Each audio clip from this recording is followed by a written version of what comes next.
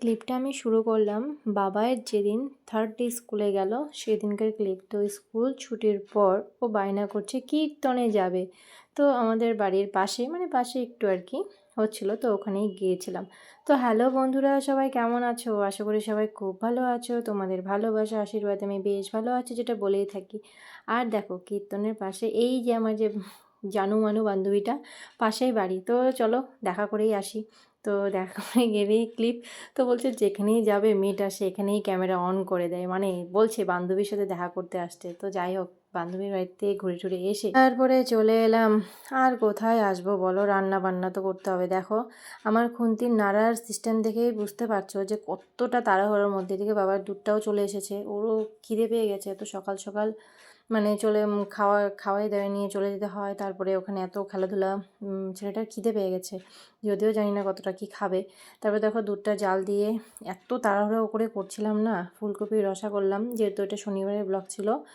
আর করেছিলাম ফুলকপি ডাঁটা দিয়ে চচ্চড়ি। তোমরা কে কে ভালোবাসো খেতে কমেন্ট করে কিন্তু নিশ্চয়ই জানাবে।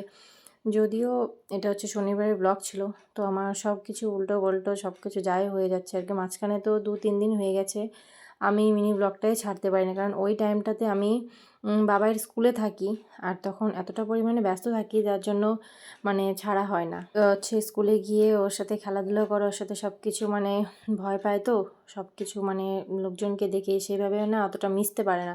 তো তার জন্যই আর কি সব কিছু প্র্যাকটিস করে সব কিছু মানে করতে হবে। আর এটা ছিল আমার ইভিনিং ক্লিপ। আর এই বলো তো এই ক্লিপগুলো কে নিয়েছে? এটা আমার সোনা বাবা নিয়েছে, তার জন্য একটু উল্টাপাল্টা হয়ে গেছে। যাই হোক, তারপরে এই দেখো হোয়াট এ প্রেজেন্ট সারপ্রাইজ। ওহ, আমি তো সত্যি অবাক হয়ে গেছিলাম যে বরমশাই হঠাৎ না বলে বলছে কি লাইভটা একটু পরে শুরু করো, আমি আসি তারপরে তুমি লাইভটা শুরু করো। বুঝতে পারছিলাম না যে কারণটা কি। তারপরে দেখো আমার বাবাও নাচানাচি করছে। তো কারণটা হচ্ছে এটাই যে সত্যি মানে দেখো এই প্ল্যাটফর্মে কাজ করতে নেমেছি আর দেখো কতভাবে সাপোর্ট করছে। সত্যি মানে মানে ভাবনা চিন্তারও বাইরে, তাই না? মানে কি বলবো আর কি। তারপরে দেখো নিজেই সব কিছু একদম খুলে ঠুলে একদম ও বলছে কি তুমি ক্লিপগুলো নাও। আমি হচ্ছে সব কিছু খুলে ঠুলে সব কিছু সেটআপ মেটআপও আর কি করে ঠুরে দিল। যাই হোক, প্রায় এই হঠাৎ হঠাৎ এরকম সারপ্রাইজগুলো কিন্তু আমার বেশ ভালো লাগে। এতটা খুশি যে বলে বোঝাতে পারবো না। হ্যাঁ, আমি অল্পতেই অনেক খুশি হয়ে যায়, আর এটা অল্প না, এটা আমার কাছে অনেক অনেক মানে অনেক। তো যাই হোক, আমার ভিডিওর ক্লিপে কিছুটা পরিমাণে সময়টা একটু কম ছিল বলে এই ক্লিপটা আমার নেওয়া। এখন রাত কিন্তু অনেকটাই বাজে, প্রায় 12:30টার মতো। তো আমি লাইভ শেষ করার পরে যদি আমার বেবি না ঘুমায় তাহলে আমরা দুজন একটু বসে, ও ফোন দেখে আমিও ফোন দেখি, আমাদের মতন আমরা কথা বলি আর কি।